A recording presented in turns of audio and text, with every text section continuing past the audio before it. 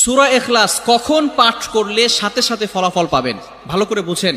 সূরা ইখলাস হচ্ছে পবিত্র কোরআনুল কারীমের ভিতরে ছোট সূরাদের ভিতরে অন্যতম একটি সূরা। তবে ফজিলতের দিক থেকে সূরা ইখলাস হচ্ছে গুরুত্বপূর্ণ ফজিলত, এবং এই সূরাটা এমন একটা সময় আল্লাহ পাক রব্বুল আলামিন নাজিল করে দিয়েছেন যখন আল্লাহ রাসূল সাল্লাল্লাহু আলাইহি ওয়াসাল্লাম দ্বীনের প্রচার করতে লাগলেন।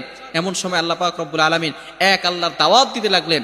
তখন কাফেররা আল্লাহ রাসূল সাল্লাল্লাহু আলাইহি সাল্লামকে কোশ্চেন করলো যে, মুহাম্মদ, তুমি তো এক আল্লাহর দাওয়াত দাও, আমরা তো কোটি কোটি দেবতার পূজা করি, তারা আমাদের সমস্যার সমাধান করতে পারে না। তুমি যে আল্লাহর দাওয়াত দাও সেই আল্লাহ কয়জন এবং সেই আল্লাহর সন্তান আছে কিনা?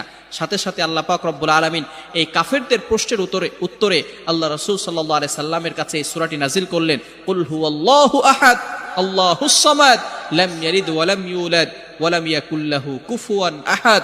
আল্লাহ পাক রব্বুল আলামিন এক, অদ্বিতীয়, এবং আল্লাহ পাক